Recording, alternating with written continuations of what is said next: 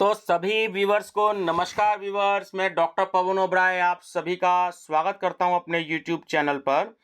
तो व्यूवर्स, आज 31 मार्च 2023 है और कल 1 अप्रैल 2023 को चौधरी चरण सिंह यूनिवर्सिटी मेरठ में इकोनॉमिक्स का पेपर है। जिन स्टूडेंट्स के पास में एमए सेकेंड ईयर में इकोनॉमिक्स है तो कल उनका पेपर है 1 अप्रैल 2023 को 11 से 1 बजे की शिफ्ट में। तो 2022 का क्वेश्चन पेपर डिस्कस कर रहा हूं। तो व्यूवर्स, सबसे पहले चैनल सब्सक्राइब कर सकते हैं स्टडी विद डॉक्टर पवन ओबराय पर, और मैं इसकी एक प्लेलिस्ट तैयार कर दूंगा MA economics second year solved paper के नाम से। तो अभी फ्यूचर में जब स्टूडेंट्स आप इस वीडियो को देखें तो प्लेलिस्ट विजिट कर लीजिएगा, क्योंकि 2021 के पेपर्स शायद मैं अपलोड नहीं कर पाया था, वो भी मैं अपलोड कर दूंगा धीरे धीरे, क्योंकि 15 मई के आसपास से मां शाकुंभरी यूनिवर्सिटी सहारनपुर के भी एग्जाम्स जो हैं 2023 के स्टार्ट होने वाले हैं। तो वहाँ के भी काफ़ी स्टूडेंट्स के मैसेज आ रहे हैं कि सर इकोनॉमिक्स के या हिस्ट्री के या सोशियोलॉजी के क्वेश्चन पेपर सॉल्व कर दीजिए। और कई स्टूडेंट्स का तो ये तक मैसेज है कॉल करके या व्हाट्सएप पे या यूट्यूब पे कि ये जो 2023 के पेपर जो 15 मार्च से चल रहे हैं सीसीएस यूनिवर्सिटी मेरठ के, तो सर एमए के खासकर और बीए के, तो जो है वहाँ पर एमए और एमकॉम के पेपर, तो वो सारे 2023 के भी जो अब हो रहे हैं तो वो भी अपलोड कर दीजिए, ताकि उनको भी जो है बहुत ज़्यादा हेल्प हो जाएगी। तो मेरा एक प्रयास है, देखिए समय कम मिल पाता है, मैं आपको बार बार अपनी वीडियो में बताने का प्रयास करता हूँ। रात को थोड़ा सा टाइम मैं निकाल पाता हूँ, लगभग आधे घंटे का, तो इसलिए मैं आपको वीडियो दे देता हूँ। आप फिर भी स्टूडेंट्स कहते हैं कि पूरा पेपर सॉल्व करवा दीजिएगा, तो इस बात को समझें कि समय कम होता है, एक वीडियो को अपलोड करने में बहुत समय लगता है, पीडीएफ बनानी पड़ती है, आंसर टिक करने पड़ते हैं, उसके बाद यूट्यूब पे बोलना पड़ता है, जैसे मैं इस समय रिकॉर्डिंग कर रहा हूँ, उसके बाद अपलोड करूँगा तो 1.5-2 घंटे का समय खराब हो जाता है। ठीक है ना। तो ये पेपर मेरे को इंडियन इकोनॉमी पॉलिसी पेपर है, इसका नाम। पहली बात तो एक गलत है पेपर पर नाम, तो यह इंडियन इकोनॉमिक पॉलिसी, जो कि बीए में पेपर है इंडियन इकोनॉमी के नाम से, तो एमए में सेम यही पेपर है इंडियन इकोनॉमिक पॉलिसी के नाम से, जिसका कोड है G308। ठीक है, सीसीएस यूनिवर्सिटी मेरठ में ही है। तो आर सीरीज मेरे को अवेलेबल हुई है। इंग्लिश मीडियम के बच्चे बहुत परेशान रहते हैं कि सर मेरे पास में नहीं है मैटर। तो अभी क्योंकि 2021 में फर्स्ट टाइम ही पेपर हुआ था, 2022 में सेकेंड टाइम हुआ है। ठीक है, अब थर्ड टाइम चल रहे हैं। तो कुछ क्वेश्चन पेपर में आपसे कुछ क्वेश्चन डिस्कस कर रहा हूँ, 20-22 क्वेश्चन, ताकि आपको पता लग जाए कि कैसे जो हैं क्वेश्चंस आए थे। जैसे नंबर फर्स्ट क्वेश्चन है कि किस प्रकार की बेरोजगारी में श्रमिकों की सीमांत उत्पादकता शून्य होती है? वो होती है प्रच्छन्न बेरोजगारी, जिसे हम इंग्लिश में कहते हैं डिस्टिंग्विश्ड एम्प्लॉयमेंट। सेकंड है कि यदि किसी कंपनी में नए कंप्यूटर लगाए जा रहे हैं और कुछ कर्मचारियों को कंप्यूटर ज्ञान की कमी के कारण नौकरी से निकाल दिया जाता है, तो किस प्रकार की बेरोजगारी कहा जाएगा? तो उसे कहा जाएगा संरचनात्मक बेरोजगारी, स्ट्रक्चरल एम्प्लॉयमेंट। क्वेश्चन नंबर 3, निम्नलिखित में से कौन सतत विकास के मापदंडों में शामिल नहीं है? देखिए, ना तो वहन क्षमता है, ना इंटर और एक्स्ट्रा जनरेशन इक्विटी है, और ना ही लैंगिक असमानता और विविधता है। तो डी जो है वो इसका बिल्कुल राइट आंसर है कि इनमें से कोई भी नहीं। ठीक है व्यूअर्स, चलिए क्वेश्चन नंबर 4 है आपका, निम्नलिखित में से कौन सा सही है? यदि हम सतत विकास के 3 स्तंभों में से केवल 2 को ही प्राप्त करते हैं, तो ये तीनों के तीनों बिल्कुल सही है ना। डी ऑप्शन इसका करेक्ट है कि सामाजिक प्लस आर्थिक स्थिरता इक्वल टू न्याय संगत। बी है कि सामाजिक प्लस पर्यावरणीय स्थिरता इक्वल टू सहने योग्य। और सी है कि आर्थिक प्लस पर्यावरण स्थिरता इक्वल टू व्यवहार्य। ठीक है, तो डी इसका राइट आंसर है, उपयुक्त सभी। व्यूअर से सारे आंसर सीसीएस यूनिवर्सिटी की आंसर की के अकॉर्डिंग है। अगर आप किसी भी क्वेश्चंस के आंसर से सहमत नहीं है तो आप अपना आंसर श्योर मान सकते हैं। ठीक है व्यूअर्स, तो ध्यान रखिएगा, कभी कभी आंसर की में 5-7 क्वेश्चन में कुछ डिफरेंस मिल जाता है। चलिए नेक्स्ट है, निम्नलिखित में से कौन सही सुमेलित नहीं है?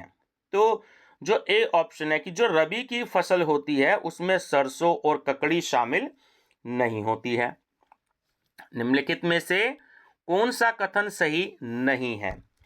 तो जो है ये आपका बी ऑप्शन ये सही नहीं है कि भारत विश्व में सब्जियों का सबसे बड़ा उत्पादक है। बाकी इन पे भी थोड़ा सा ध्यान दें, ये सही है कि भारत विश्व में फलों का दूसरा सबसे बड़ा उत्पादक है। सी की फल, सब्जियों और मसालों के उत्पादन को बागवानी कहा जाता है। फल भी, सब्जियां भी और मसाले भी है ना, इनके उत्पादन को बागवानी कहा जाता है। और डी की उत्तर प्रदेश भारत में गेहूं का सबसे बड़ा उत्पादक है। तो ये तीनों सही है, बाकी बी ऑप्शन आपका गलत है। नेक्स्ट है आपका 7 नंबर कि भारत में कौन सी एजेंसी खाद्यान्न उत्पादन की खरीद, वितरण और भंडारण के लिए जिम्मेदार है? तो वो है फूड कॉरपोरेशन ऑफ इंडिया, जिसे हम शॉर्ट में एफडीआई कहते हैं, भारतीय खाद्य निगम। क्वेश्चन नंबर 8, गन्ने के उचित और लाभकारी मूल्य यानी कि FRP है ना, फेयर एंड रेम्यूनरेटिव प्राइस को कौन मंजूरी देता है? तो ऑप्शन ए आर्थिक मामलों की मंत्रिमंडलीय समिति। थोड़ा सा व्यूवर्स टिपिकल पेपर है, इसलिए स्लो समझाने की कोशिश करना, वरना आपको पता है कि मैं बहुत स्पीड में बताता हूं, तो कुछ बच्चों का कहना है कि सर थोड़ा सा आराम से भी बता दें, है ना, क्योंकि पेपर बनाने की जल्दी रहती है, अपलोड करने की। क्वेश्चन नंबर 9, देखिए मैचिंग के भी क्वेश्चन आते हैं कि सूची 1 को सूची 2 से हमें मिलाना है। तो ये मैं आपको बता देता हूं, इसमें आपका जो है ये जो बड़ी नदी घाटी योजनाएं दे रखी हैं और नीचे राज्य दे रखे हैं कि ये योजना कौन कौन से राज्य में है। तो इसका ऑप्शन नंबर डी करेक्ट है।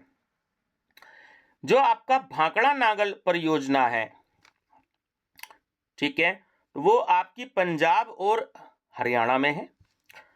उसका जो बी है हीराकुंड बांध परियोजना, ये है उड़ीसा में। सी नंबर पे है नागार्जुन सागर परियोजना, ये है आपकी तेलंगाना और कर्नाटक में।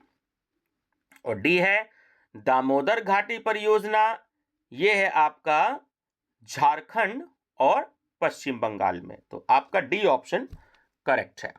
ठीक है, चलिए नेक्स्ट है, भारत में कृषि साख के लिए सर्वोच्च बैंक है। देखिए नाबार्ड, नाबार्ड जो है ना, जो किसान हैं उनको एग्रीकल्चर क्रेडिट देने के लिए जो है नाबार्ड एक बनाया गया सबसे बड़ा बैंक है।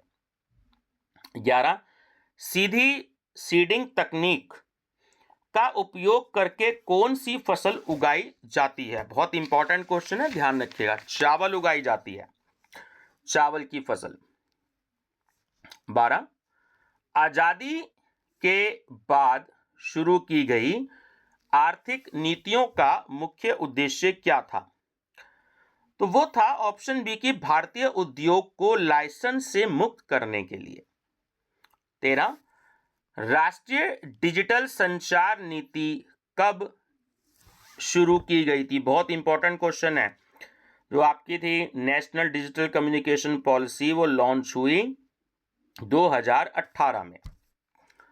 भारत में कितने बैंकों को मोबाइल बैंकिंग सेवाएं प्रदान करने की अनुमति मिली? ये भी देखिए बहुत इंपॉर्टेंट क्वेश्चन है। 542 बैंकों को मोबाइल बैंकिंग सेवाएं प्रदान करने की सुविधा दी गई, अनुमति मिली। निम्नलिखित में से किन्हें अर्थव्यवस्था की जीवन रेखा कहा जाता है? जो परिवहन और संचार प्रणाली के साधन है, means of transportation and communication system.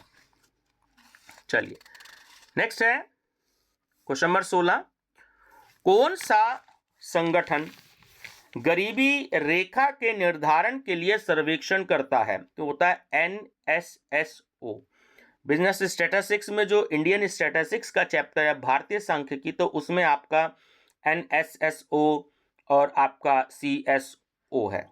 ठीक है, चलिए नेक्स्ट है आपका औपनिवेशिक काल में किस उद्योग को सबसे आर्थिक नुकसान हुआ, सबसे अधिक आर्थिक नुकसान हुआ है ना, तो वो हुआ जूट का उद्योग। क्वेश्चन 18, NFWP का तात्पर्य है, तो वह है national food for work programme, national food for work programme, कार्यक्रम के लिए राष्ट्रीय भोजन। किस राज्य में उच्च कृषि विकास ने गरीबी को कम करने में मदद की, तो वो है पंजाब, ऑप्शन नंबर सी। और क्वेश्चन नंबर 20 है, किस राज्य ने मानव संसाधन विकास पर अधिक ध्यान दिया है, तो वो है केरल। ठीक है व्यूअर्स, तो 20 क्वेश्चन मैंने आपको दिए हैं, समय कम है, मैं फिर से बता रहा हूं, तो कोई भी कमेंट ना दे कि सर पूरी वीडियो बना दीजिए, क्योंकि बहुत सारे Hindi, commerce, English, BCom, BA, MCom सबके पेपर चल रहे हैं, तो सबके लिए थोड़ा थोड़ा मैं कुछ समय निकाल करके अपलोड करता हूं। बाकी आप PDF चाहें तो 50 रुपीज़ डिपॉजिट करके आप इसकी भी PDF ले सकते हैं, 2021 की भी ले सकते हैं। आप इंग्लिश मीडियम के क्वेश्चन है तो उसमें कुछ मेरे पास बहुत सारे इंग्लिश मीडियम के भी लगभग 600-700 MCQs हैं, आप वो भी ले सकते हैं।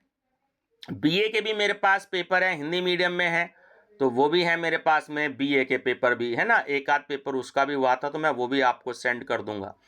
ठीक है व्यूअर्स, तो मेरा मोबाइल नंबर है 6396242878।